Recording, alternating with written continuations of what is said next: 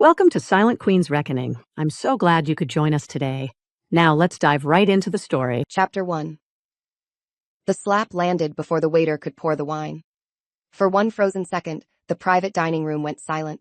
Crystal glasses stopped halfway to mouths. A violinist in the corner missed a note. Across the long table, Evelyn Grant sat with her cheek turned from the force of it, one hand still resting beside her untouched plate. The woman who had slapped her was her husband's assistant.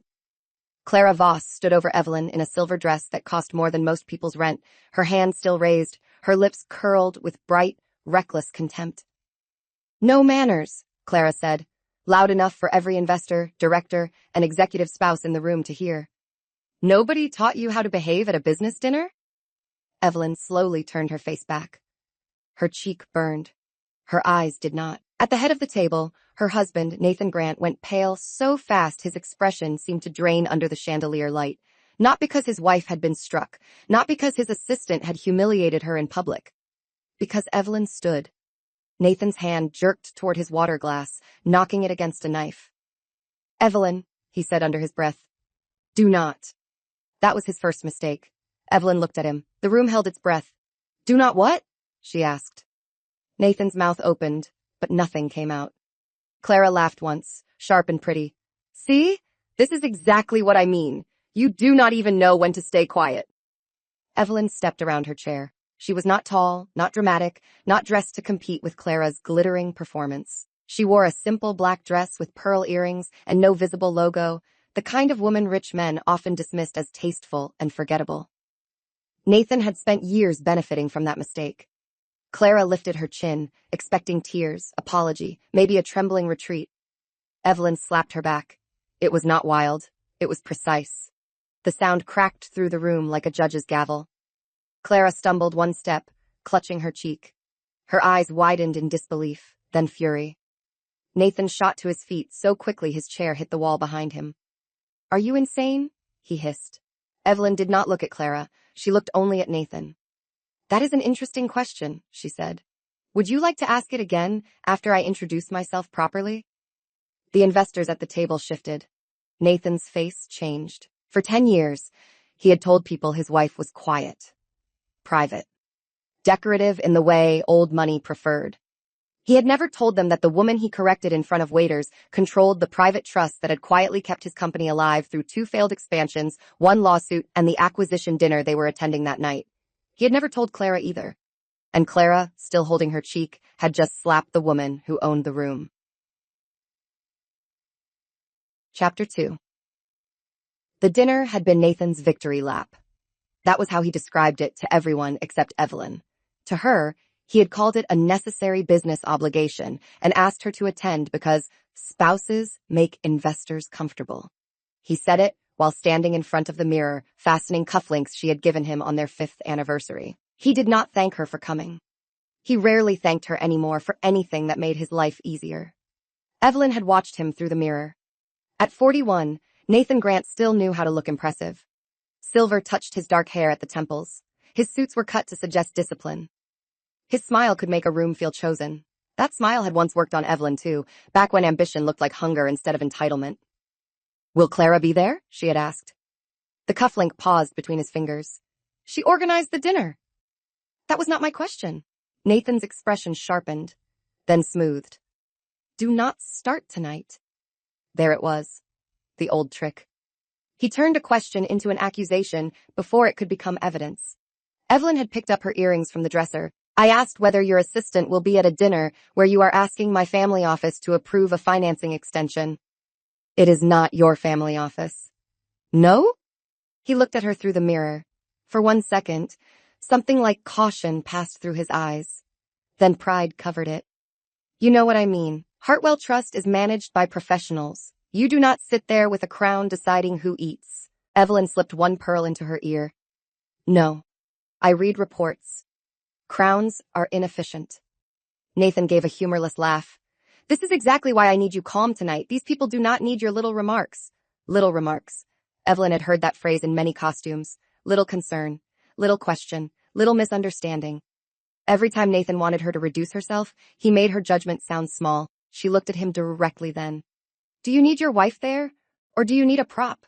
He turned from the mirror, irritated now. I need one evening without tension. Then stop creating it. His jaw flexed. Clara is my assistant. She knows how these events work. Follow her lead if you are unsure. That was when Evelyn understood he had not merely become careless with Clara. He had become comfortable letting Clara manage his wife. She said nothing. Nathan mistook that for compliance. Men like him often did. Chapter 3.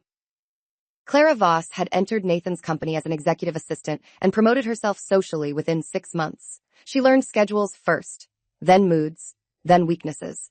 By the end of her first year, she could anticipate Nathan's preferences before he named them. Black coffee before board calls. A specific whiskey after bad press. A travel suite facing east because he liked sunrise photos for his private investor updates. She laughed at his sharpest jokes and looked wounded when he thanked her too casually. Nathan called her indispensable. Evelyn called that the first warning sign. Indispensable employees existed. Indispensable assistants who began choosing a CEO's tie, screening his wife's calls, and sitting beside him at private dinners were something else. Clara was 29, beautiful in a polished way, with pale hair, clever eyes, and a talent for turning service into intimacy.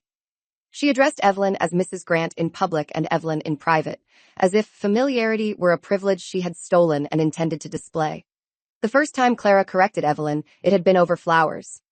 Nathan prefers white orchids at events, Clara said, removing the peonies Evelyn had chosen for a small dinner at their house. He finds peonies too sentimental. Evelyn had looked at her. This is my dining room. Clara smiled. Of course, I only mean he will be more comfortable. That was Clara's gift.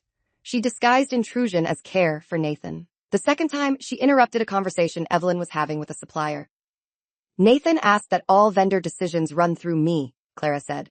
For his office? For shared events. This is my foundation luncheon. Clara's smile thinned. He said you would understand. Evelyn did understand. She understood Clara was testing walls. She understood Nathan was letting her. And she understood that if she reacted too early, Nathan would call it jealousy, insecurity, or feminine politics. So Evelyn did what she had learned from years of private capital work. She documented. She waited. She watched for the pattern to reveal its value. It did. Clara's name began appearing on expense approvals outside her role. Travel upgrades, personal styling, consulting retainers to an image agency owned by her cousin, a security pass coded with broader access than any assistant needed.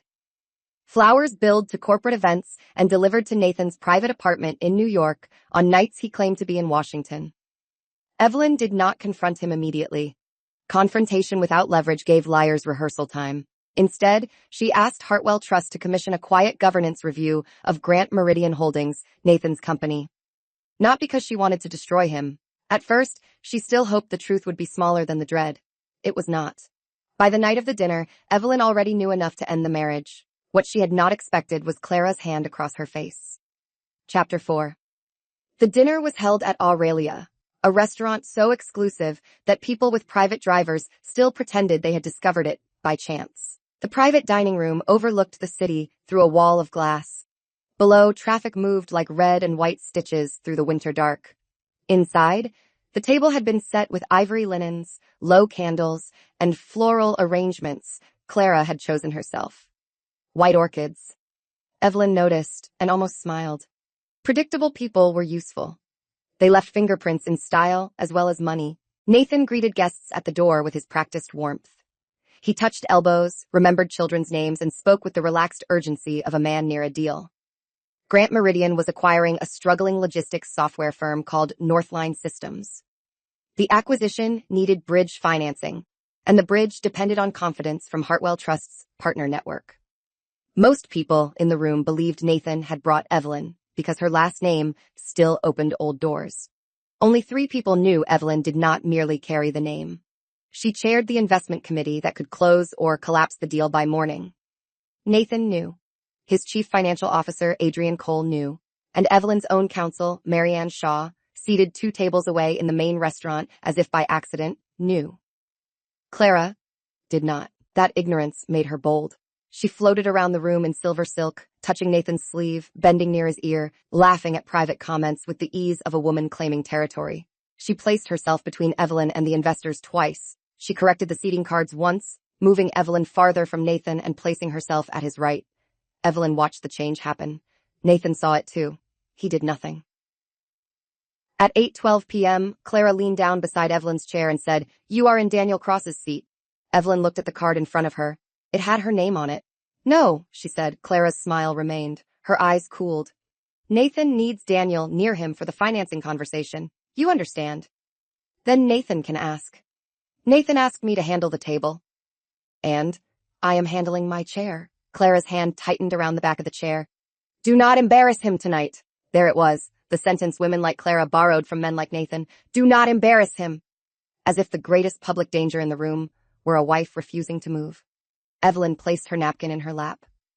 "You may return to your seat." Clara stared at her for one long second. Then she walked away smiling. Evelyn knew the smile. It meant Clara had chosen escalation. Chapter 5. The first course was served under a pressure so polished it almost looked like elegance. Nathan gave a short speech about vision, timing, and discipline. Investors nodded. Directors lifted glasses. Clara sat at his right with a tablet near her plate, though no one else had brought work to the table. Evelyn sat 3 seats away, listening without visible expression. She had once loved Nathan's speeches. In the early days, his ambition had sounded like movement. He described companies as engines, markets as weather, people as bridges. He could make risk feel noble. Evelyn had believed in him because she saw not only what he wanted to build, but what he lacked. Stability, patience, capital discipline. People who told him no before the market did. She became that person. Then he began resenting her for it. The soup arrived. Clara leaned toward Daniel Cross and said, "Nathan has been carrying this deal almost alone. Some people at home do not understand what leadership requires." The words were light enough to pass as conversation. They were aimed. Daniel glanced at Evelyn, uncomfortable. "I imagine leadership is demanding on any family." Clara laughed softly. "Some families support it better than others." Nathan looked down at his soup. Evelyn waited. That was the most painful part. Not Clara's insult, Nathan's silence. A stranger could be cruel, an assistant could be ambitious, but a husband who let another woman belittle his wife at his own table was making a choice. Evelyn set down her spoon. "Clara," she said, voice even, "when you refer to people at home, do you mean me?" The table went still. Clara blinked, then smiled. "I was speaking generally." "Then speak generally with better manners." A tiny sound escaped someone near the end of the table, almost a laugh. Clara heard it. Her face flushed beneath the makeup. Nathan's eyes snapped to Evelyn. Warning. She met them calmly. Clara lifted her wine glass, then set it down too hard. "Perhaps I should explain something. These dinners require discipline. They are not charity luncheons where everyone claps because your family name is on the invitation." Evelyn tilted her head. "You are explaining business discipline to me?" "Someone should," Nathan murmured. "Clara." But it was not a reprimand. It was caution. Not stop insulting my wife. More like not here. Clara heard the weakness and mistook it for permission. She stood. "No," she said, voice rising. "I am tired of watching people disrespect the work Nathan does. Some of us earn our place at this table." Then she walked around the table and slapped Evelyn. Chapter 6. After Evelyn slapped Clara back, the room divided into 3 kinds of people. Those who were shocked that a wife had been struck, those who were shocked that she had struck back, and those who suddenly wondered what Nathan knew that made him look terrified. Daniel Cross was the first to speak. "Nathan, what the hell is this?" Nathan did not answer him. He stepped toward Evelyn with both hands lifted in a placating gesture that made her stomach turn. He used to do that when calming angry investors. Open palms, soft voice, eyes trained on the problem. Tonight, the problem was not Clara's violence. The problem was Evelyn refusing to absorb it. "Evelyn," he said quietly, "we can handle this privately." She looked at Clara, whose cheek had begun reddening under her palm. "She made it public. She lost control." "So did I, according to you." Nathan swallowed. "That is what you protected." Clara's eyes flashed. "Protected? You embarrassed him all night." Evelyn finally turned toward her fully. "Clara, you slapped a guest at a formal investor dinner. You are his wife. I am also a guest. You are acting like a victim." Evelyn's gaze cooled. "No, I am acting like a witness." That word shifted the air. Nathan heard it and went still. Witness meant record. Witness meant statement. Witness meant she was no longer trapped inside the private language of marriage where men renamed harm as tension. The restaurant manager entered with 2 security staff, summoned by the waiter, who had retreated the moment Clara raised her hand. Marianne Shaw appeared behind them, no longer pretending to be a regular diner. She wore a charcoal suit, carried a slim folder, and looked at Clara with the calm of someone who preferred evidence to outrage. "Mrs. Grant," Marianne said, "do you wish to file an incident report?" Clara stared. "Who are you?" Marianne did not look at her. "Counsel." Nathan's voice sharpened. "Marianne, not now." Evelyn almost smiled. Nathan had forgotten the most basic rule of power. You could not command people who no longer worked for your comfort. "Yes," Evelyn said. "I want a report. I also want the restaurant to preserve all security footage from this room, corridor, and entry area." Clara's face changed. Nathan's changed more. "Evelyn," he whispered, "please." The word came too late. Chapter 7. The investors watched Nathan beg his wife not to preserve evidence. That did more damage than the slap. Violence could be called sudden, poor judgment, an emotional outburst, a private conflict spilling over. But the fear of footage made everyone in the room ask the same question at once. What else was on it? Evelyn knew the answer. She had seen Clara enter with Nathan through the private elevator, though Nathan had told her he would arrive directly from the office. She had seen Clara adjust his collar near the bar, her hand lingering too long. She had seen Nathan touch the small of Clara's back while speaking to Daniel Cross. Small things, each explainable alone. Together, they formed a language. But tonight's footage mattered for more than an affair. It placed Clara at a financing dinner as an unauthorized participant in discussions that affected companies under review by Hartwell Trust. It showed her attempting to alter seating for investors. It documented her public assault. It recorded Nathan minimizing it before witnesses. A scandal was emotional. A governance failure was expensive. Marianne spoke to the restaurant manager in a low voice. The manager nodded quickly. Nobody wanted to be the establishment that lost footage of a billionaire's wife being slapped by a CEO's assistant. Clara took a step toward Nathan. "Tell them this is ridiculous." Nathan did not look at her. That was when Clara understood. Not fully, but enough. Her place at his side had depended on rooms where Evelyn stayed quiet. The moment Evelyn spoke in the language of legal consequence, Clara became a liability. "Nathan," Clara said, softer now. He flinched. Evelyn watched the flinch and felt an old piece of love turn to ash. Not because he feared losing Clara, because he feared being seen choosing her. Daniel Cross stood. He was in his 60s, silver-haired, with the blunt manner of a man whose money was old enough not to flatter fools. "I think we are done here," he said. Nathan turned. "Daniel, wait. This has nothing to do with the Northline acquisition." Daniel looked at Clara, then at Evelyn, then back at Nathan. "You let your assistant strike the chair of the investment committee whose support you need, and you think that has nothing to do with judgment?" The room seemed to tilt. Clara's lips parted. Several heads turned toward Evelyn. Nathan closed his eyes. There it was. The secret was not announced with a trumpet. It entered through Daniel's irritation and sat down at the table like it had always belonged there. Evelyn Grant was not merely Nathan's wife. She was the chair. Chapter 8, Clara whispered. "Chair of what?"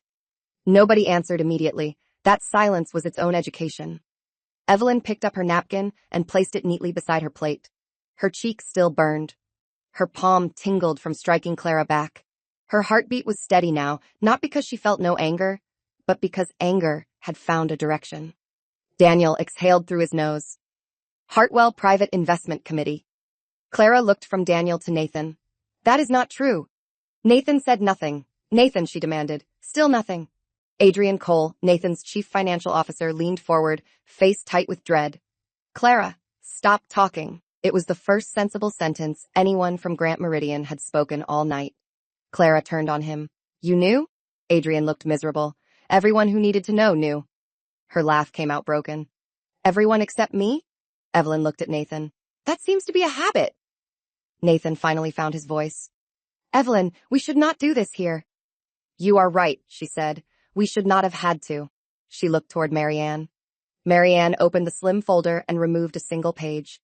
"Mrs. Grant, Hartwell Trust received the preliminary governance review this afternoon. Given tonight's incident, we may recommend immediate suspension of bridge financing pending full board review." Nathan's face hardened. "You cannot do that based on a personal dispute." Evelyn turned to him. "This is not personal enough for you?" His mouth tightened. "This is not personal enough for you?" His mouth tightened. Fine, she said. Let us be technical. Your executive assistant attended a restricted financing dinner without a formal disclosure of her relationship to you. She attempted to influence seating for capital partners. She assaulted the committee chair. You then discouraged evidence preservation in front of witnesses. That is before we discuss the expense irregularities. Clara's eyes widened. Expense irregularities? Nathan's voice dropped. Enough. No, Evelyn said. That word belongs to me now. The room watched them, fascinated and horrified. Nathan had expected a wife he could hush. He had found a creditor with a marriage license. Evelyn took the incident report from the manager and signed it. Her handwriting did not shake. Marianne, she said, notify Hartwell that I am recusing from any vote involving marital settlement matters, but I am requesting emergency review of Grant Meridian's financing based on independent governance concerns. Marianne nodded. Already drafted. For the first time that night, Evelyn looked almost amused. Nathan noticed. It frightened him more than anger. Chapter 9. Clara was escorted from the restaurant through the side corridor. She tried dignity first. Shoulders back, chin lifted, silver dress flashing under recessed lights. That lasted until she saw the restaurant's security camera above the elevator and realized the building had watched her performance from more angles than the room had. I want my bag, she snapped. Helena, the restaurant's security manager, kept walking. It will be brought to you. I am not a criminal. Nobody called you one. Then why are you treating me like this? Helena stopped near a service door and looked at her with professional boredom. Because you assaulted a guest in my dining room. Clara's face twisted. She hit me too. After you hit her. She provoked me. With soup? The waiter nearby looked down quickly, hiding a smile. Clara's humiliation sharpened into panic. The private elevator opened. 2 employees from Grant Meridian's security team waited inside, though neither looked eager to stand near her. She turned back toward the corridor. I need to speak to Nathan. Mr. Grant is occupied, Helena said. He will want me there. No one answered. That was how Clara learned a brutal law of proximity. Being close to power was not the same as having it. She had mistaken Nathan's desire for protection, his whispers for status, his access for loyalty. But the moment she became costly, the man who let her slap his wife did not follow her out. Inside the dining room, Nathan was still trying to save the deal. Daniel, he said, you know my operational record. Daniel had not sat back down. I know enough to request distance. From me? From instability. Nathan turned to the other investors. Are we seriously pretending this dinner reflects company value? Evelyn answered before they could. Company value includes leadership judgment. You do not run my company. No, I evaluate whether Hartwell Capital should support it. He laughed once, low and bitter. There she is. Evelyn looked at him. Yes. The simplicity of that answer took the insult away from him. Nathan's expression flickered. For years, he had spoken as if Evelyn's competence were something he tolerated in private but concealed in public. Now it stood in front of him under chandelier light, witnessed by everyone he wanted to impress. He hated it, and he needed it. That was the beginning of his collapse. Chapter 10. The first call from Grant Meridian's board came before dessert would have been served. Nathan stepped into the corridor with Adrian Cole, leaving Evelyn in the dining room with Marianne and the investors who had not yet fled. The hallway was lined with dark mirrors, each reflecting Nathan from a different angle. He looked at himself and disliked every version. Board chair. Incoming call. He answered. Nathan, said Helen Ward, the board chair. Her voice had the calm of someone already briefed. Tell me the report I just received is exaggerated. Nathan pressed 2 fingers to his temple. There was an incident. Your assistant slapped Evelyn Grant at a financing dinner. She reacted to provocation. Adrian closed his eyes. Helen's silence was worse than shouting. Do you hear yourself? Helen, I need you to focus. The Northline acquisition cannot pause because my wife and Clara had a disagreement. A disagreement? A personal conflict. Your assistant struck the chair of a financing committee in front of our investors. Nathan lowered his voice. Evelyn is my wife. That did not make her less chair. The words landed because they came from Helen, not Evelyn. Nathan had survived years by separating Evelyn's roles into boxes. Wife, donor, family name, private advisor. He opened whichever box was useful and locked the others when they threatened him. Tonight, all boxes had opened at once. Helen continued. The board will meet at 7 a.m.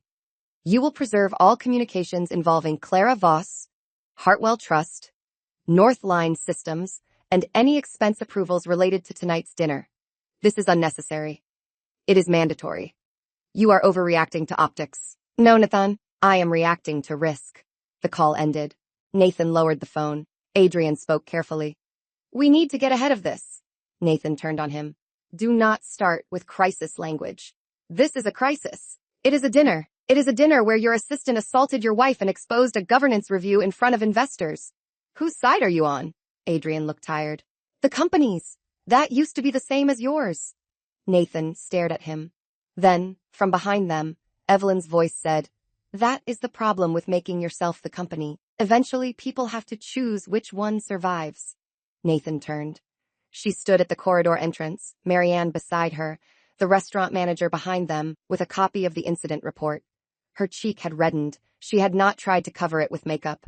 The mark was visible. So was the fact that she was still standing. Chapter 11.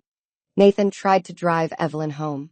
That was his next mistake. He approached her outside the restaurant while black cars lined the curb and winter air sharpened the edges of everyone's breath. Investors slipped away in quiet clusters. Daniel Cross left after kissing Evelyn's cheek gently on the uninjured side and telling her, Do not let him reduce this. Nathan heard. His jaw tightened. My car is here, he said. Evelyn buttoned her coat. So is mine. We are still married. That is a legal fact, not a transportation plan. Marianne coughed softly, possibly to hide amusement. Nathan stepped closer. Evelyn, please, we need to talk without an audience. You had many years. Do not make this theatrical. She looked at him with something almost like pity. Nathan, your assistant slapped me in a private dining room during an investor dinner. The theater opened without my permission. His face flushed. Clara was wrong. That is the first true thing you have said tonight. I will handle her. No. No. What do you mean, no? I mean, you do not get to handle a woman you empowered to humiliate me.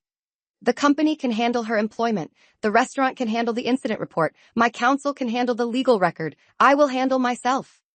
Nathan looked around. Drivers were watching without looking like they watched. The doorman stared straight ahead with heroic discipline. You are enjoying this, Nathan said, low. Evelyn's eyes changed. No, she said. I enjoyed the first years of our marriage before you started mistaking my patience for an endless resource. I enjoyed building a life with the man I thought you were. I enjoyed helping your company survive when banks would not touch your debt. Tonight is not enjoyment. It is accounting. For once, Nathan did not have a reply ready. Her car arrived, a dark sedan driven by a security officer Nathan had never met. That unsettled him. He had believed he knew the boundaries of Evelyn's life. Her clothes, her charities, her family estate, her quiet office. He had forgotten that private did not mean empty. Before she entered the car, he said, If you freeze Hartwell funding, thousands of employees could suffer. She paused. There it was, the hostage argument. He had used it before in softer forms. The company needs me. The employees depend on me. You cannot challenge me without hurting innocent people. Evelyn turned back. Then we should remove the person creating the risk before the employees pay for him. Nathan went still. She got into the car. The door closed with a soft, expensive sound. Chapter 12. Clara called Nathan 37 times that night. He answered on the 38th. Where are you? She demanded. Nathan stood in his office with the lights off, looking down at the city. The building was mostly empty. His reflection in the window looked like a stranger wearing his suit. Do not call this line. Silence. Then, excuse me?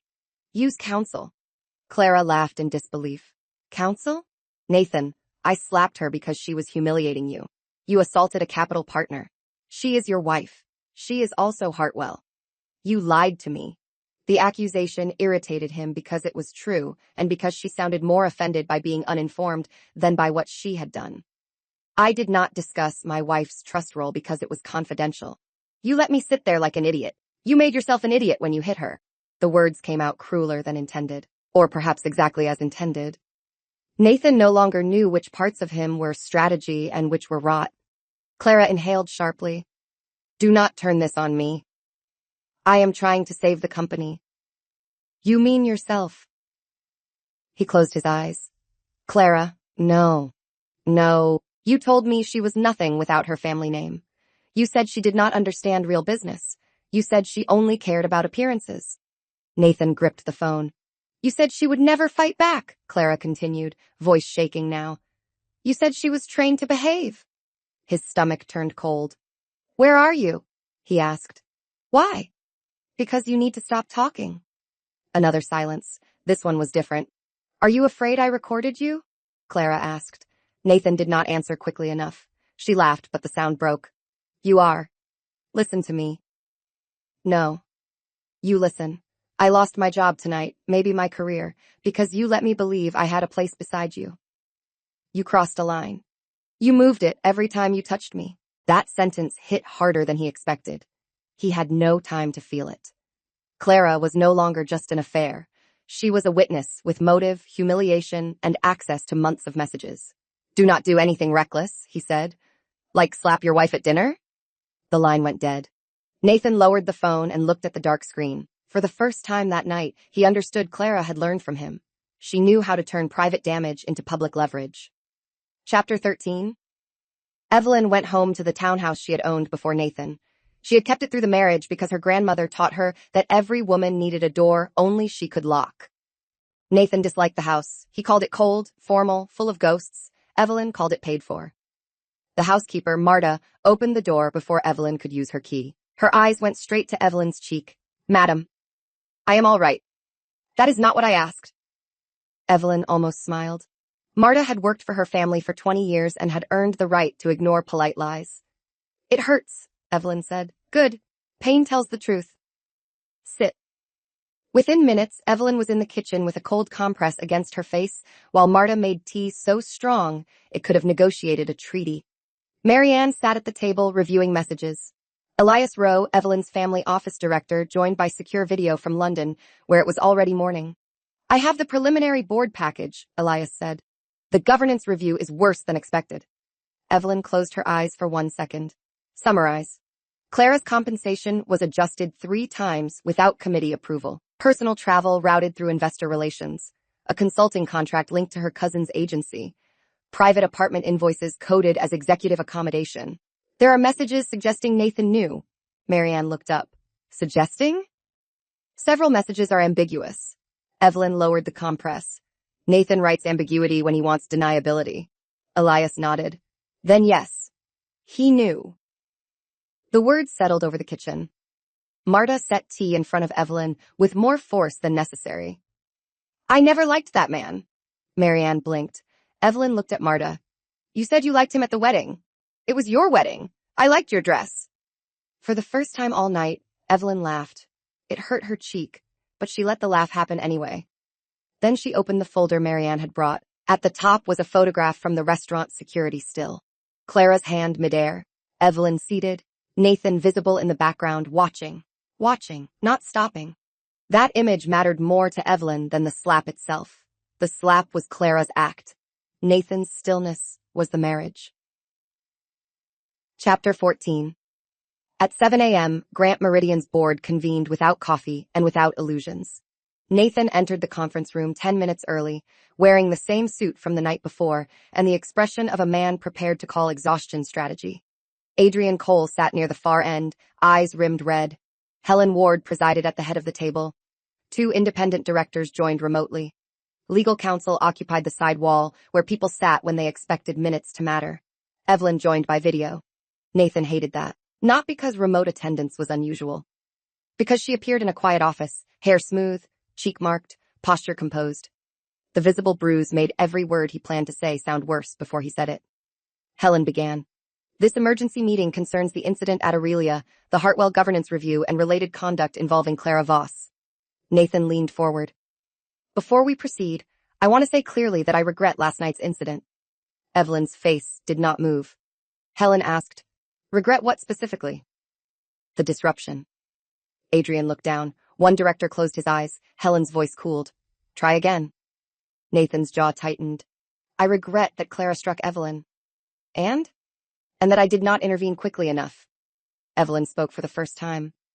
You did not intervene at all. Nathan turned toward the screen. I was trying not to escalate. You escalated by asking me not to preserve evidence. The room shifted. Helen looked at legal counsel.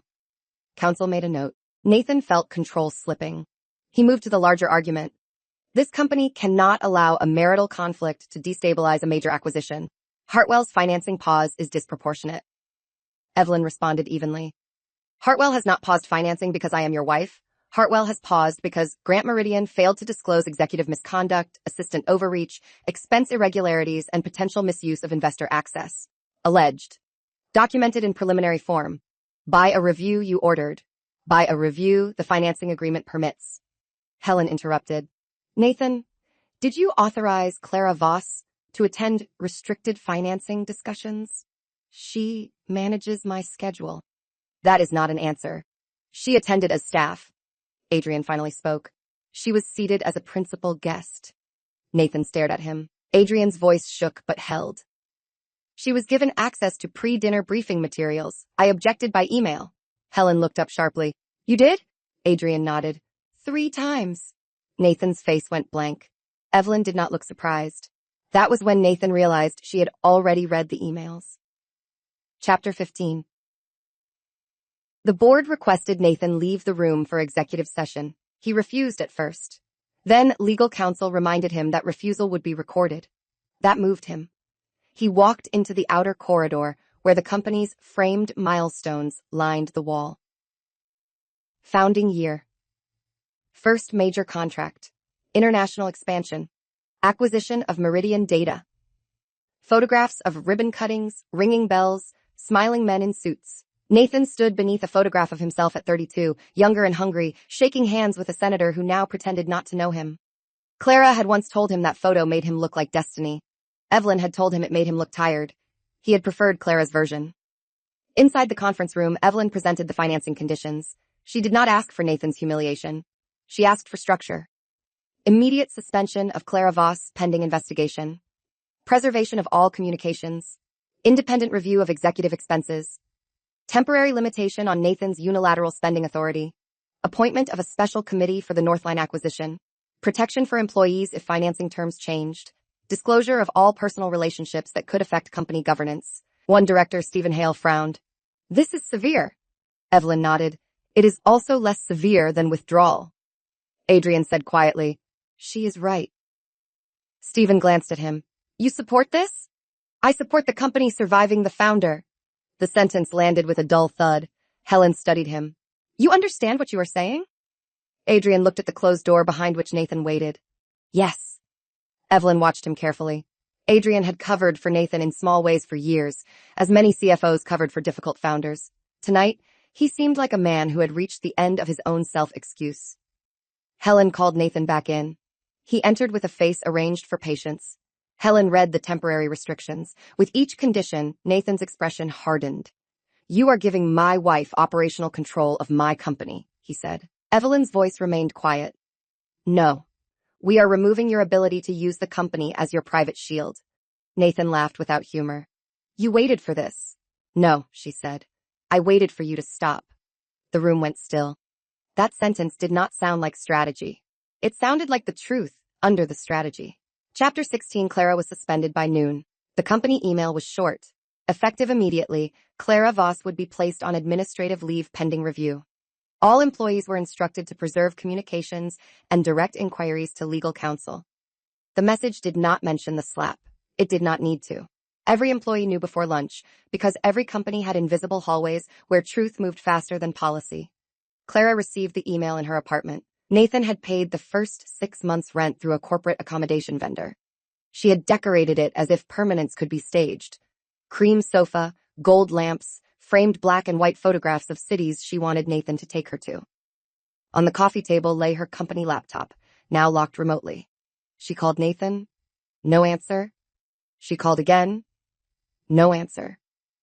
Then she called Adrian Cole. He answered on speaker with counsel present. Clara, I cannot discuss the investigation without legal. Her voice was brittle.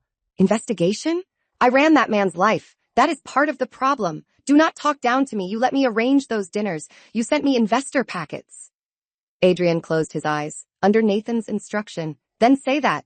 He opened them. I intend to. Clara went silent. For the first time, Adrian heard fear instead of fury. He will blame me, she said. Adrian did not answer. Adrian.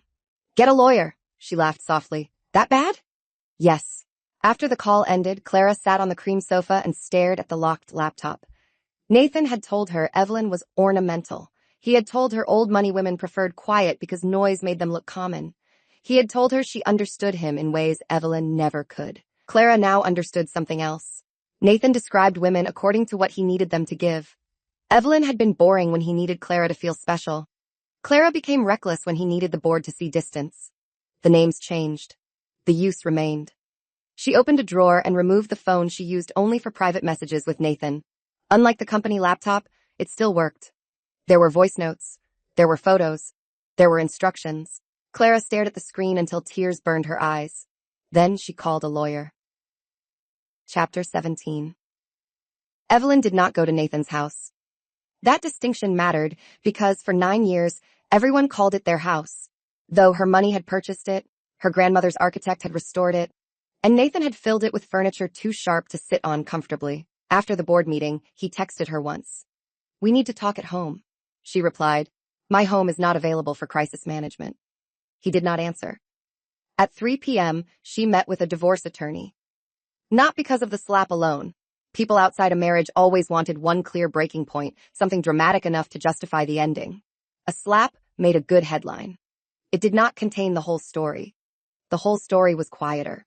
It was Nathan letting Clara move Evelyn's seat. Nathan letting Clara correct her. Nathan calling Evelyn jealous when she asked for clarity.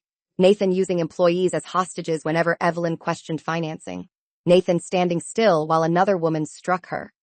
The attorney, a composed woman named Rosalind Pierce, listened without interruption. "Do you want to pursue fault grounds?" Rosalind asked. "I want leverage, not theater." Rosalind almost smiled. "Good. Theater is expensive." Evelyn placed a folder on the table. Prenuptial agreement, trust structure, separate property schedule, corporate exposure overview, incident report from last night. Rosalind opened the folder and paused. "You came prepared." "I came married to Nathan." That was explanation enough. The prenup was strong. Nathan had signed it when he still believed Evelyn's family wealth was old-fashioned and passive. He had focused on protecting his founder equity. He had not understood that Evelyn's most valuable assets were not only inheritance, but control, governance rights, and debt instruments tied to his company's survival. "He may argue coercion," Rosalind said. "He had 3 attorneys." "He may argue you used marital position to influence company review." The review was authorized under financing terms and initiated before last night's assault. "He may argue emotional retaliation." Evelyn looked toward the window. "He can argue feelings. We will answer with dates." Rosalind nodded once, approving. "What do you want at the end?" she asked. Evelyn had expected that question and still found it difficult. She did not want Nathan begging. She did not want Clara ruined on every platform. She did not want a mansion, or headlines, or the satisfaction of making people afraid to whisper. She wanted the sentence that had formed in her kitchen when she saw Nathan watching. "I want to stop financing my own disrespect," she said. Rosalind closed the folder gently. "That we can do." Chapter 18. Nathan arrived at Evelyn's townhouse at dusk. Marta did not let him in. He stood on the front step under a black umbrella, rain tapping against the fabric. He looked expensive, tired, and unused to locked doors. Marta stood inside the entry, visible through the glass, arms folded. "I am her husband," Nathan said. "Madam knows." "Then open the door." Madam said no. "Marta, this is ridiculous." "Many things are." He stared at her. Marta stared back with the patience of someone who had raised wealthier children than him and found most adult men less disciplined. Nathan stepped back and called Evelyn. She answered after the 5th ring. "I am outside," he said. "I know. Are you seriously making me stand in the rain?" "No. You chose to come without invitation. The weather made the rest of the decision." His breath sharpened. "We are married. You said that last night, because it matters. It mattered less when Clara hit me. I was shocked. You were afraid." He looked through the glass at Marta, who continued watching him as if he were a package requiring signature. "Yes," he said finally. "I was afraid." The honesty surprised them both. Evelyn did not soften. "Of what?" "Of losing the financing, the deal, the company. Not me." He closed his eyes. Rain slid from the umbrella edge onto his coat. "I did not mean that." "You did. You just did not mean to say it clearly." The line went quiet. Nathan lowered his voice. "I made mistakes with Clara. Mistakes are calendar errors. Clara had an apartment paid through corporate channels. I can explain. To auditors. Evelyn. To your board, please. To my divorce attorney. He went still. Inside, Marta saw the moment the word hit him. Divorce. Not threat. Not drama. A door opening beneath his feet. You are not serious, he said. Evelyn looked around her study, at the walls lined with books Nathan never read and art he once called severe. The room felt more like hers than it had in years. I have never been less theatrical, she said. Then she ended the call. Marta watched Nathan lower the phone. For once, he did not knock again. Chapter 19. The footage leaked at 8:14 p.m., not the full restaurant recording, just 7 seconds captured by someone's phone from the end of the table. Clara's hand flashing through candlelight. The crack of the slap. Evelyn turning her face back slowly, Clara saying, no manners. Then Evelyn rising. The clip ended before Evelyn slapped her back. That mattered. By 8:30, the internet had assigned roles. Poor assistant pushed too far by arrogant rich wife. CEO's spouse causes scene at acquisition dinner. No manners wife humiliated after insulting staff.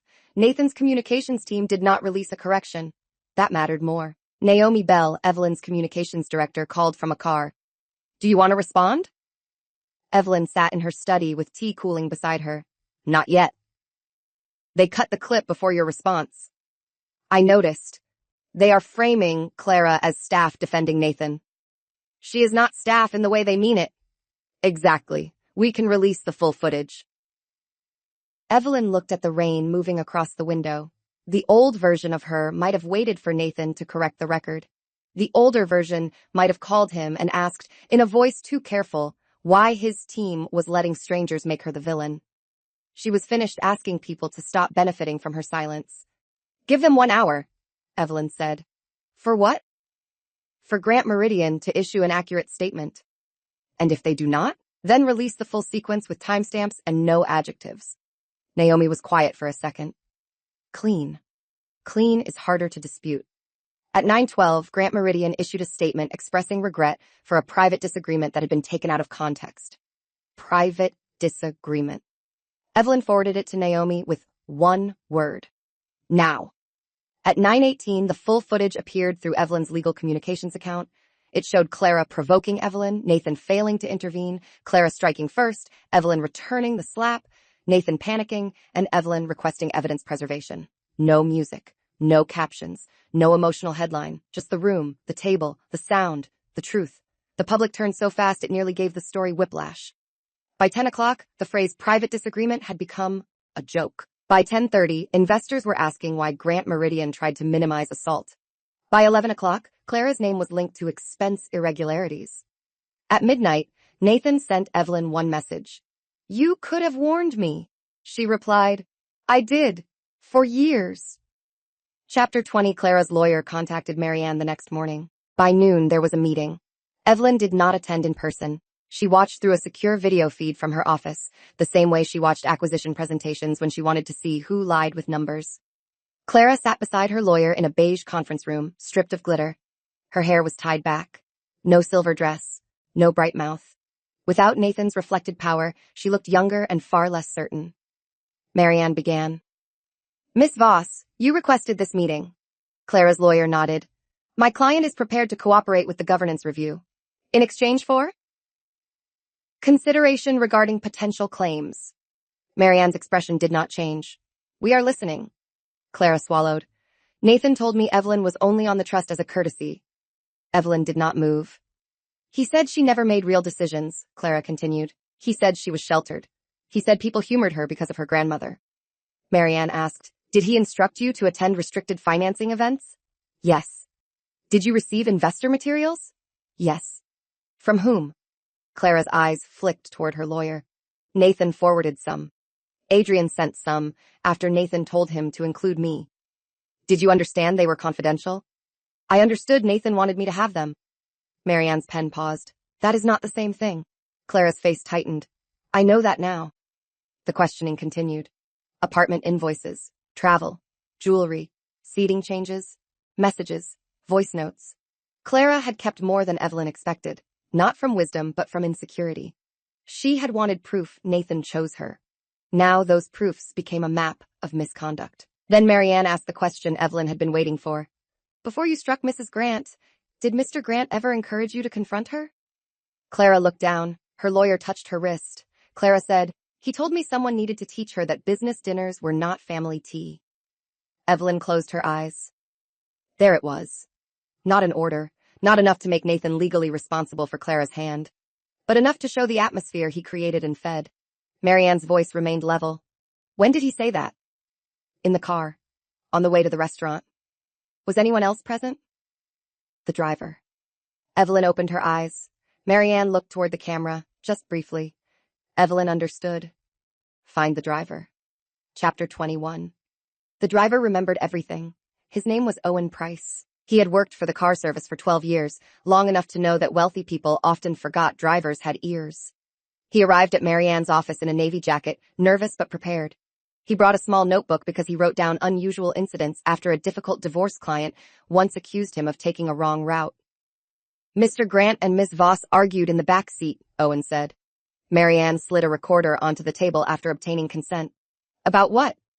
Mrs. Grant attending the dinner. What did Mr. Grant say? Owen looked uncomfortable. He said, she needs to remember tonight is not one of her little charity things. Evelyn listened from the adjoining room. Little charity things. Her foundation had funded pediatric trauma centers, rural legal clinics, and emergency housing for women leaving violent homes. Nathan knew that. He had praised it in public when donations made him look generous. Owen continued.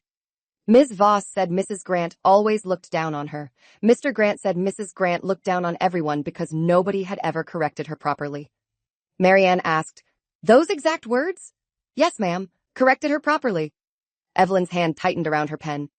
Did he instruct Miss Voss to slap Mrs. Grant? No. Did he tell her to confront Mrs. Grant? Owen hesitated. He said if Mrs. Grant embarrassed him, Miss Voss should handle it because he could not afford a scene. Marianne let the silence sit. Did Miss Voss respond? She said, gladly. The words seemed to glow in the air. Gladly. After Owen left, Marianne entered the adjoining room. It does not make him liable for assault directly, she said. I know, but it strengthens pattern and intent. I know. Marianne studied Evelyn. Are you all right? Evelyn looked at the notes in front of her. Nathan had not simply failed to defend her. He had discussed her correction like an operational inconvenience before dinner. Pain came then. Not loud, not dramatic. A cold inward folding. I will be, Evelyn said. Marianne nodded, accepting the answer as future tense. Chapter 22. Nathan was suspended 2 days later. The board called it temporary executive leave. The press called it a stunning fall. Employees called it overdue in private messages they immediately deleted. Grant Meridian's stock fell, then steadied after Hartwell Trust announced conditional support for interim leadership and employee protection. Nathan watched the announcement from his office, where security waited to collect his company devices. He did not yell. That would have been easier to dismiss. He sat behind the desk he had designed too large for the room and stared at Helen Ward as she read the board decision. You cannot run Grant Meridian without me, he said. Helen looked tired. We are about to find out. Adrian Cole stood near the window, now appointed interim chief executive. He looked sick with nerves, but steadier than Nathan expected. Nathan turned to him. You wanted this. Adrian's jaw tightened. I wanted clean books and a CEO who did not turn every warning into disloyalty. I built your career. You also asked me to bury invoices. Helen closed the folder. Enough. Security collected Nathan's laptop, phone, badge, and executive access card. Each item placed in the gray evidence box sounded too soft for what it represented. When the badge was taken, Nathan felt something inside him panic. Not because of the plastic card, because doors had opened for him automatically for years. Offices, clubs, private dining rooms, investor suites, hotel elevators, even Evelyn's patients. He had mistaken access for identity. Now a security guard escorted him to the elevator like any other former employee. In the lobby, people pretended not to watch. Nathan saw his reflection in the glass doors as he left. For the first time in years, he was not framed by a company logo, a wife beside him, an assistant behind him, or a room waiting for his approval. He was simply a man on a sidewalk. His phone, personal and newly inadequate, buzzed. Clara. He declined. Then he looked up and saw Evelyn across the street, stepping out of a car with Marianne. She did not look at him. That hurt more than if she had. Chapter 23. Evelyn entered Grant Meridian through the front doors because the board invited her. She had not come to celebrate Nathan's suspension. She had come to protect employees from the consequences of a founder who confused himself with infrastructure. The lobby was colder than she remembered, all marble, steel, and confidence. Nathan had designed it after the company's first billion-dollar valuation. Evelyn had suggested warmer lighting. He told her the space needed to feel powerful. Now it felt anxious. Employees watched discreetly from behind glass walls and reception desks. Some had seen the footage. Some had heard rumors. Some only knew the woman their CEO once called private had arrived with counsel after his badge stopped working. Adrian met her upstairs. "Thank you for coming," he said.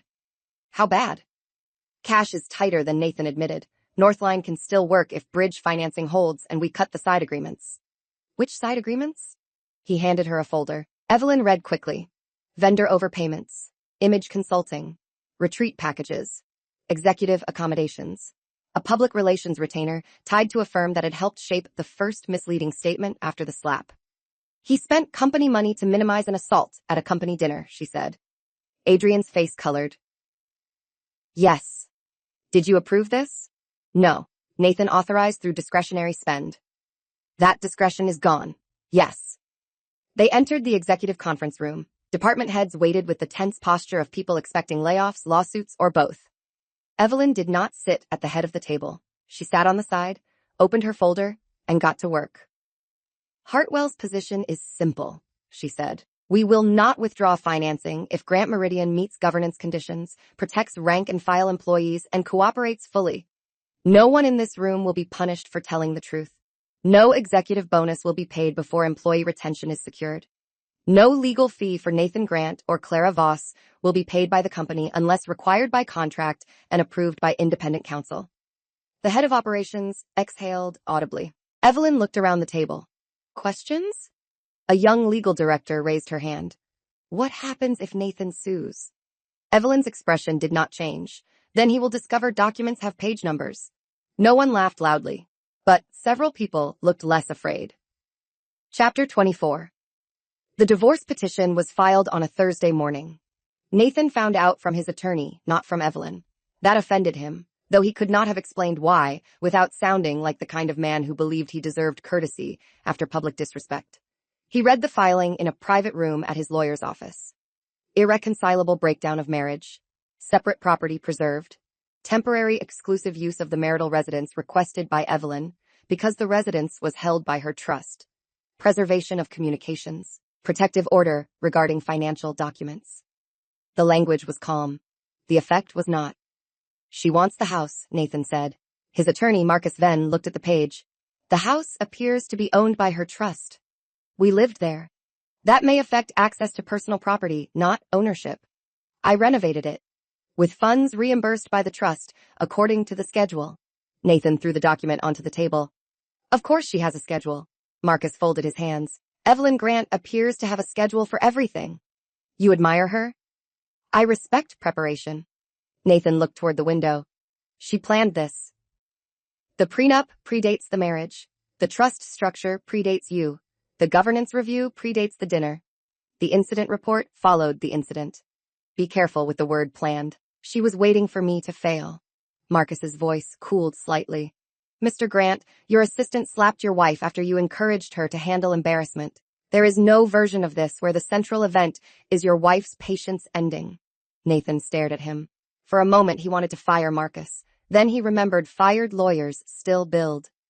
"What can I keep?" Marcus did not ask whether he meant assets, reputation, or pride.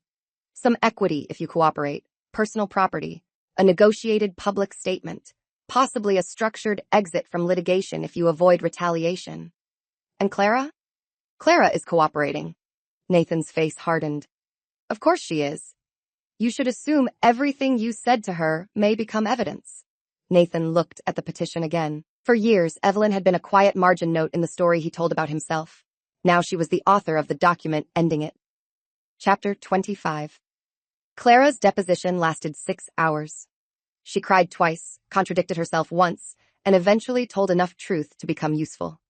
Evelyn did not attend, but she read the transcript that evening in her townhouse library while rain stitched the windows. Question: Did Mr. Grant characterize Mrs. Grant as uninvolved in Hartwell Trust decisions? Answer: yes. Question: What words did he use? Answer: He called her a ceremonial signature. Evelyn paused. Ceremonial signature. She looked at her own hand resting on the page. That hand had signed debt extensions that saved Nathan's payroll. It had signed disaster relief grants after hurricanes. It had signed hospital funding, scholarship programs, acquisition approvals, and the divorce petition now moving through court. Ceremonial. She continued reading. Question: Did Mr. Grant ever suggest you had authority over Mrs. Grant at events? Answer: He said Evelyn was bad at rooms and that I should manage her. Question: Manage how? Answer: Seating. Conversations. Visibility. If she asked questions, redirect her. If she looked upset, get her out before investors noticed. Evelyn closed the transcript. For a while, she did not move. The humiliation had not been spontaneous. It had been systematized. Nathan had not simply drifted into disrespect. He had delegated it. Marta entered with tea and found Evelyn staring at the closed file. Bad? Marta asked. Clear. Sometimes that is worse. Evelyn nodded. Marta set down the tray. When your grandmother was alive, she used to say a man who needs a woman managed is usually afraid she will speak the exact right sentence. Evelyn smiled faintly. Grandmother said many useful things. She married badly once. Evelyn looked up. Marta's face remained calm. I thought she was married only to my grandfather. That was the good one. The statement opened a small door in Evelyn's grief. Her grandmother, who had seemed born certain, had once chosen wrong too. Not publicly, perhaps. Not in the way Evelyn had. But enough to leave wisdom behind like tools. Evelyn touched the transcript. Maybe inheritance was not just money. Maybe it was also a warning passed down by women who survived rooms no one recorded. Chapter 26. Nathan tried apology when strategy failed. The letter arrived through counsel, which made it less dangerous and more insulting. It was 2 pages, typed, signed by hand. Evelyn read it once in Rosalind's office. Evelyn, I have had time to reflect on the pain caused by recent events. I regret my role in allowing boundaries to blur and in failing to protect you from an unacceptable moment. Our marriage deserves more than public conflict. I hope we can find a path toward healing privately. She stopped there. Unacceptable moment, she said. Rosalind looked over her glasses. I noticed. Boundaries blurred. That too. Healing privately. Classic. Evelyn set the letter down. He is apologizing to the optics. Do you want to respond? Yes. Rosalind picked up a pen. Evelyn dictated. Nathan, I acknowledge receipt of your letter. I do not accept language that reduces a sustained pattern of disrespect, concealment, and delegated humiliation to a blurred boundary or an unacceptable moment. Future communication should remain through counsel. Rosalind glanced up. That is all? That is all. Elegant. Restrained. Sharper than elegant. Evelyn almost smiled. The response was sent that afternoon. Nathan read it in his apartment, then threw it across the room. It landed near a box of things removed from his former office, framed awards, a leadership book he had never opened, a photograph of him and Evelyn at a charity gala. In the photograph, he was smiling toward the camera. Evelyn was looking at him. He picked it up despite himself. He remembered that night.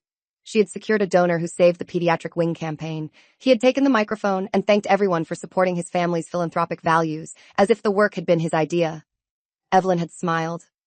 Later, in the car, she had asked why he did not mention her team. He had told her not to be petty. The memory did not come with thunder. It came with nausea. He put the photograph face down. Chapter 27.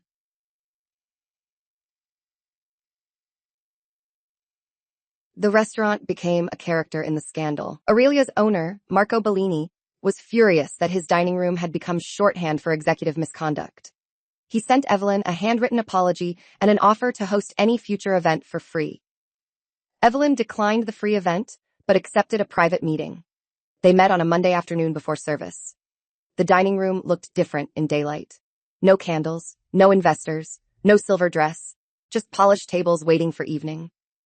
Marco was a compact man with expressive hands and a face trained by decades of hospitality to show warmth even under stress. Mrs. Grant, I am deeply sorry, he said. Your staff handled the incident properly. Still, it happened here. It happened because Clara Voss hit me, and Nathan Grant let the atmosphere become possible. Marco nodded, relieved by precision. We have reviewed security procedures for private rooms. Good. Evelyn looked at the chair where she had sat. The room held no mystical power, but memory did. She felt again the shock of impact, the silence, the weight of all those eyes waiting to see whether she would make her own injury convenient for them. She walked to the chair and touched its back. Would you host a dinner here next month? She asked. Marco blinked. Of course. For whom? Women founders funded by Hartwell. Legal clinic partners. Some employees from Grant Meridian who cooperated with the review. No speeches about resilience. Just dinner. Marco's eyes softened. Same room? Same room. May I ask why? Evelyn turned from the table. Because I do not want the worst thing that happened here to own the room. Marco bowed his head slightly. Then we will make it beautiful. The dinner took place 4 weeks later. There were flowers, but not orchids. Evelyn chose deep red roses, green branches, and small candles. Women filled the table with conversation that did not shrink itself. A founder talked about surviving investor harassment. A legal director from Grant Meridian described the cost of staying silent too long. Marta attended as Evelyn's guest and told a venture capitalist that his tie was too loud for soup. Evelyn laughed until her cheek hurt in memory only. That night, the room changed ownership. Not legally. Emotionally. Sometimes that mattered too. Chapter 28, Grant Meridian, survived. That offended Nathan more than its collapse would have. Under Adrian Cole's interim leadership, the company completed a smaller, cleaner version of the Northline acquisition. Hartwell released bridge financing in tranches tied to oversight milestones. Employees kept their jobs. Wasteful executive spending was cut. Clara's consulting links were terminated.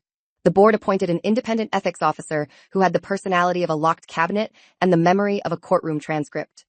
Within 6 months, the stock stabilized. Within 8, analysts began describing the company as newly disciplined. Newly disciplined. Nathan read those words like betrayal. In his mind, Grant Meridian without him should have stumbled visibly. It should have confirmed that his flaws were the price of brilliance. Instead, the company became less theatrical and more functional. Meetings started on time. Department heads spoke more freely. Adrian gave credit to teams. Investors liked boring answers more than Nathan had ever believed possible.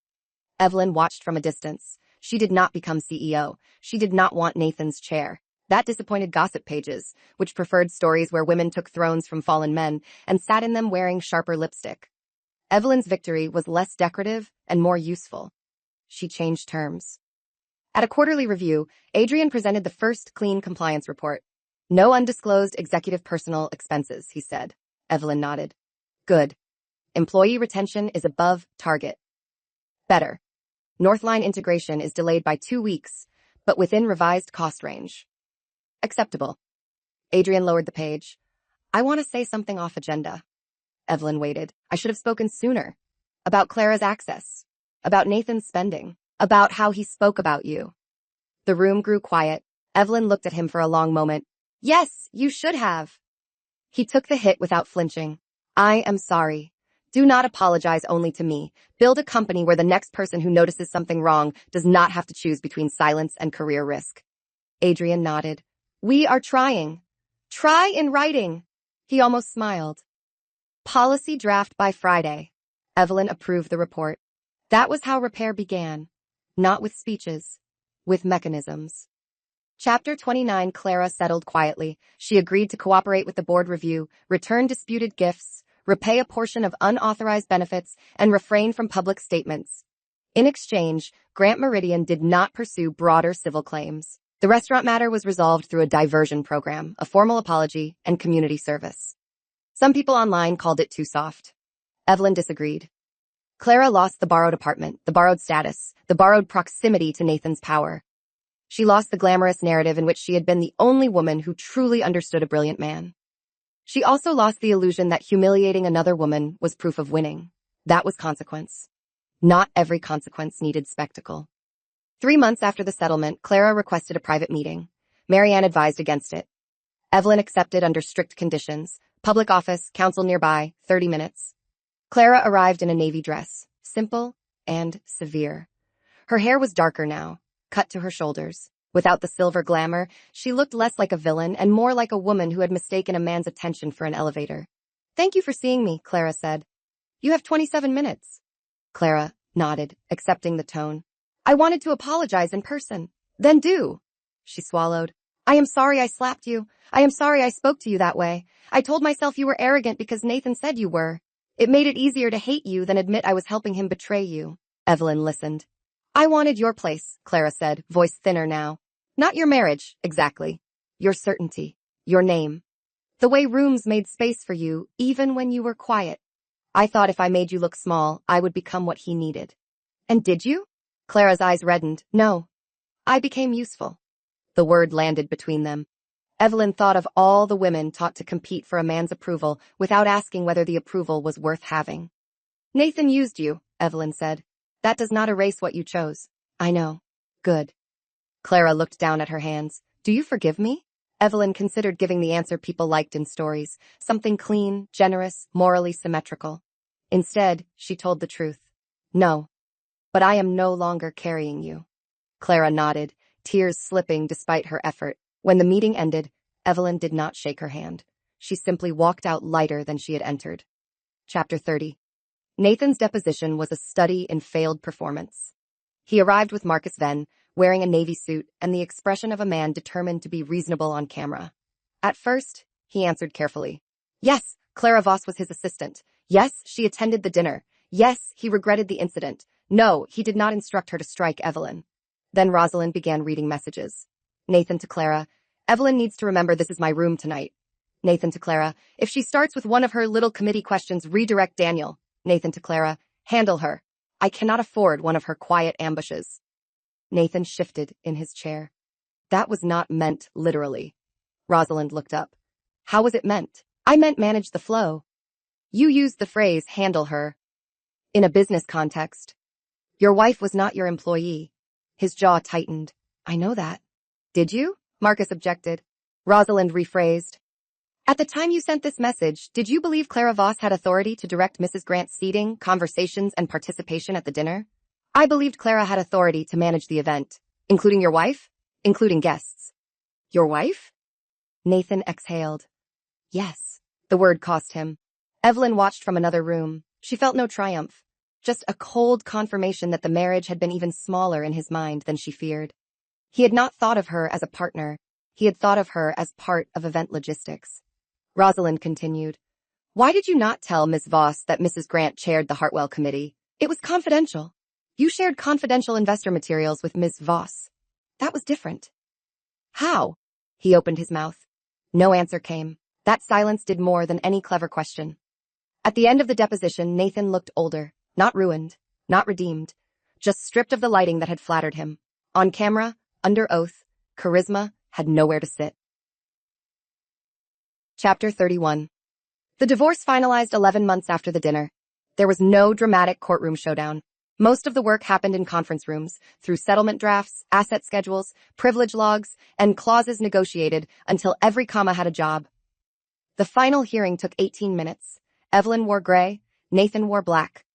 The judge reviewed the agreement, confirmed both parties understood, and signed the decree. Separate property remained separate. The house stayed with Evelyn's trust. Nathan retained a reduced equity position subject to board restrictions and clawback obligations. Both parties agreed to non-disparagement, though the public record already contained enough truth to make insults unnecessary. When they stepped into the hallway, Nathan asked for a moment. Rosalind looked at Evelyn. Evelyn nodded. They stood near a window overlooking the courthouse steps. People moved below them with folders, coffee cups, children, umbrellas, ordinary emergencies.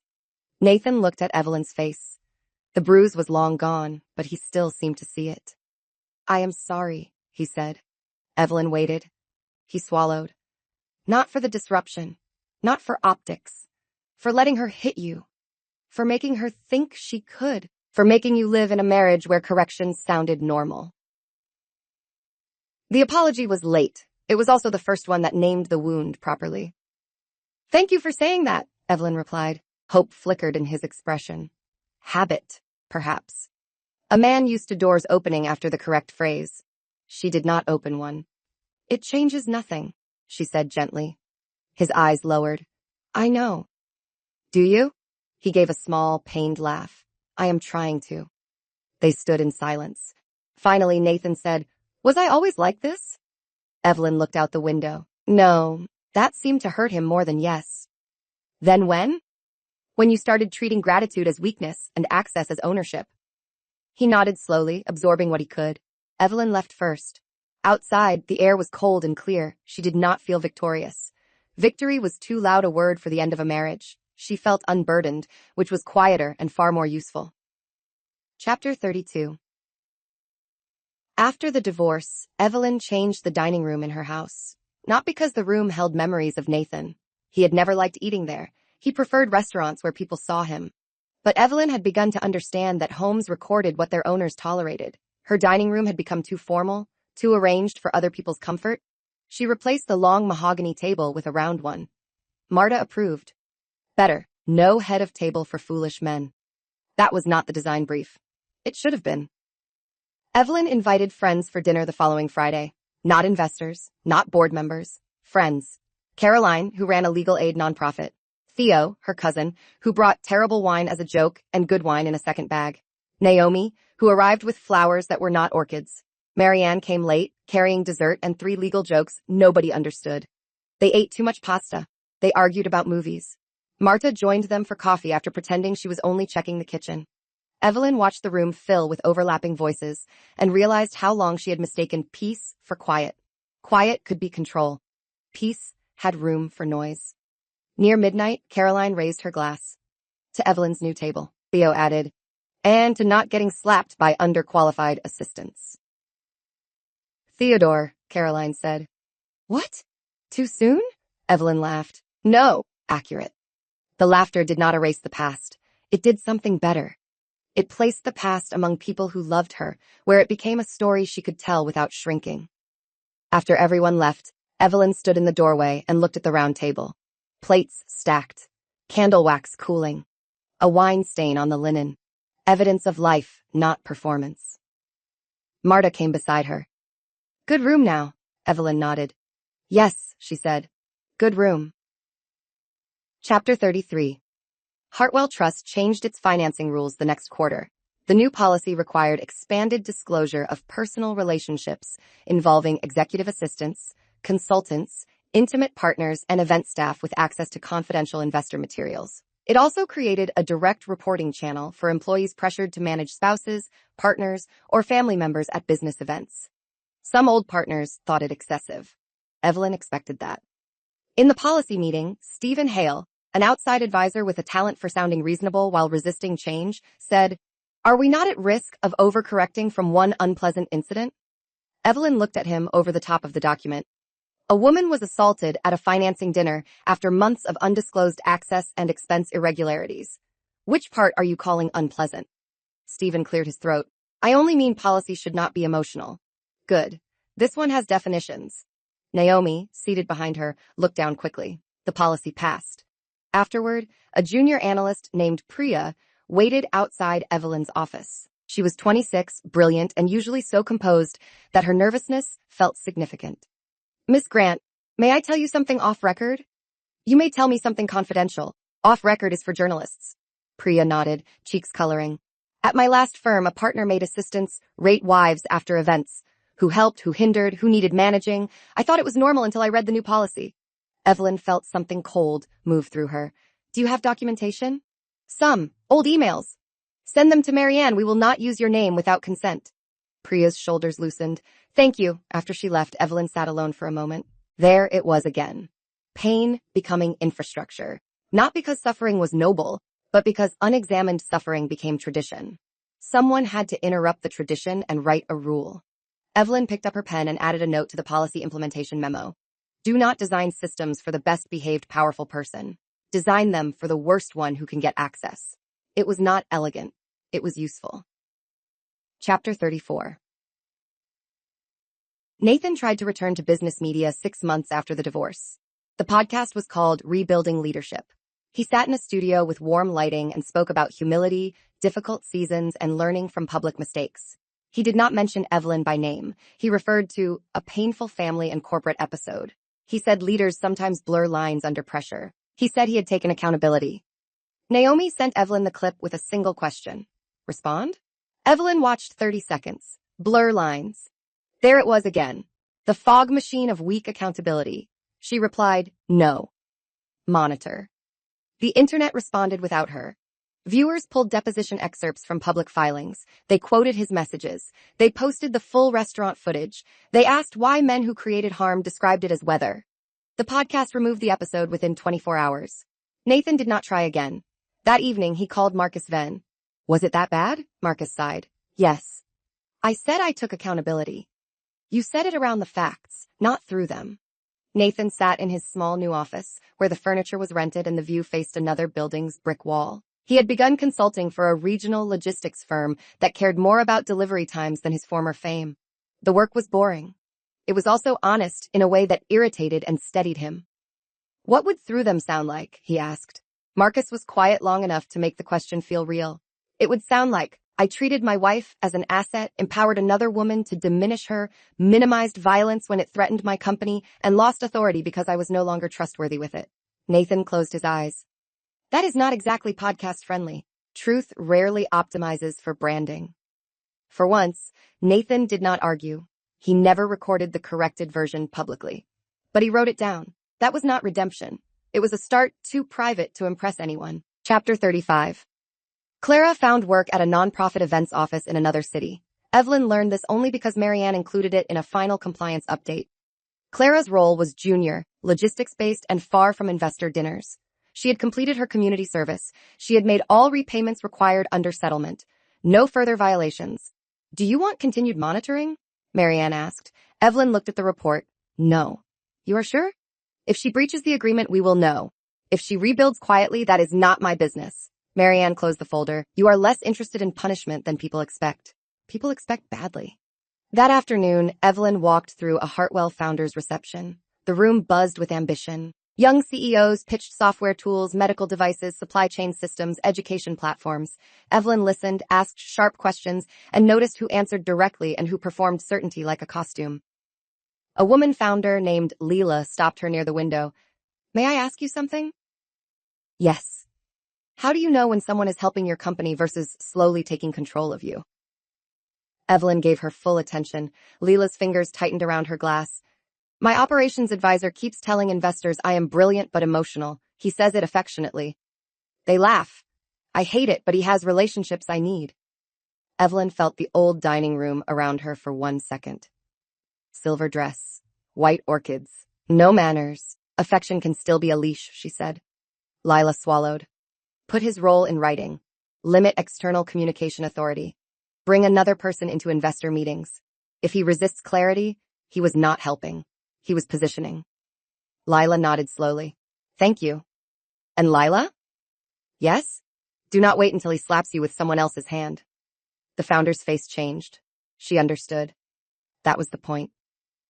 Chapter 36. Aurelia's second dinner became an annual event, not a gala. Evelyn disliked calling every meaningful gathering a gala. It was a dinner for women who had survived rooms where they were expected to smile through disrespect, and for the men and women willing to build better rooms. There were founders, attorneys, assistants, analysts, operators, nurses, teachers, and once a retired judge who told a table of venture capitalists that their due diligence questions lacked imagination. The first year, people whispered about the slap.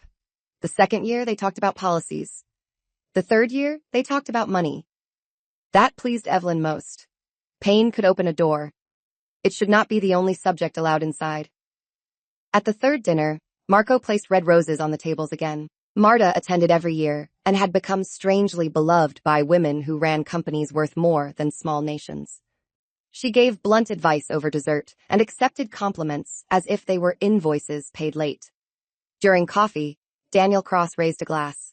To Evelyn, he said, who taught half this city the difference between silence and discretion. Evelyn shook her head. Dangerous toast. Accurate toast. She stood reluctantly. Then I will add something, she said. The room quieted. Discretion protects dignity. Silence protects whoever benefits from your fear. Learn the difference before someone else defines it for you. Glasses lifted. This time, the applause did not remind her of the restaurant after the slap. It reminded her that rooms could change. Not by magic, by witness, policy, money, memory, and the stubborn refusal to let humiliation be the final scene. After dinner, Evelyn stood alone near the window overlooking the city. Marianne joined her. You reclaimed it. The room? More than the room. Evelyn looked at the table, at the roses, at women laughing without lowering their voices. Maybe, she said. But in her chest, the answer was already yes. Chapter 37 years later, Evelyn found the incident report while reorganizing her study. It had been filed with other documents from the divorce, settlement papers, board minutes, policy drafts, letters from women she had never met. The report was thinner than memory. Date, time, location, names, description. Assault by open hand, responding strike, evidence preserved, parties separated. So clinical, so small. She sat at her desk and read it again. The woman in the report seemed familiar and distant. A wife in a black dress, a burning cheek, a room waiting for her to make violence comfortable. Evelyn wanted to reach through the paper and place a hand on that woman's shoulder. Not to tell her to be brave. She had been. To tell her bravery would become ordinary again. One day she would eat in that room without tasting humiliation. One day Nathan's name would sound like a chapter, not a verdict. One day Clara would become less a rival than a warning. One day the hand across her face would no longer be the most important hand in the story. The most important hand was her own. The one that struck back. The one that signed the report. The one that wrote new rules. The one that opened her own front door.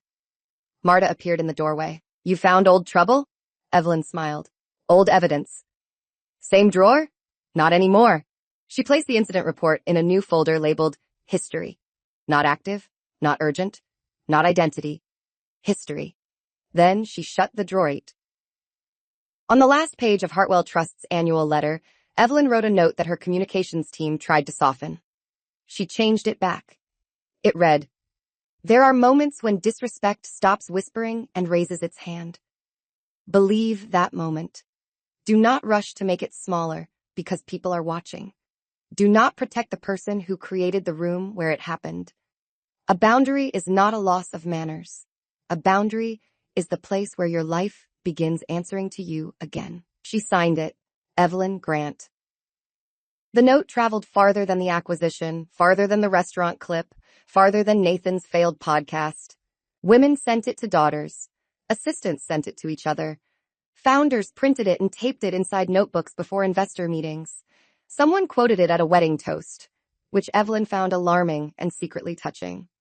At home, she hosted Sunday dinner at the round table. Marta made too much food. Theo brought acceptable wine after 3 years of threats. Marianne argued with Naomi about whether legal dramas had ruined public understanding of evidence. Caroline fell asleep briefly in an armchair and denied it with great dignity. Evelyn watched them and felt the deep, quiet luxury of a life no longer organized around Nathan's comfort. The doorbell rang. Marta went to answer and returned with a small envelope. No return address. Inside was a card from Adrian Cole. Policy draft became permanent today. Reporting channel used 4 times this quarter. 2 issues resolved early. Thought you would want to know. Evelyn read it twice. Then she placed the card on the mantel. That was the ending she preferred. Not Nathan ruined in the street. Not Clara weeping forever. Not endless applause for a slap returned. Systems changed. People spoke sooner. Rooms became safer. And Evelyn, who had once been told she had no manners because she would not move seats, sat at the head of no table at all. She sat among people who loved her. That was better. Chapter 39. 4 years after the slap, Evelyn returned to Aurelia for a dinner that had nothing to do with Nathan, Clara, or the company that once nearly swallowed her name. It was Marta's birthday. Marta had resisted the idea for 3 weeks. She said expensive restaurants put too much foam on honest food and charged people for plates with empty corners. Evelyn ignored her with deep affection and booked the private room anyway, not for spectacle, but because Marta had stood at Evelyn's door when Nathan stood in the rain and had refused him with the moral clarity of a cathedral bell. That deserved more than cake in the kitchen. The room looked softer now. Marco had changed the lighting after Evelyn once said the old chandelier made everyone look like they were about to confess fraud. There were roses on the table again, this time deep pink because Marta said red roses were too theatrical unless someone had died or apologized properly. Marta sat beside Evelyn, wearing a navy dress and a suspicious expression. You are checking the bill, Evelyn said. Of course I am. Wealth is not an excuse to be robbed by garnish. Theo nearly choked on his water. Halfway through dinner, the new restaurant manager approached with champagne. She was young, nervous, and clearly aware of the room's history. "Ms. Grant," she said. "Mr. Bellini asked me to bring this with his compliments." Evelyn thanked her. Marta inspected the label and approved with a small nod, which the manager seemed to understand was a rare honor. When the young woman left, Marta leaned toward Evelyn. "She knows. Probably.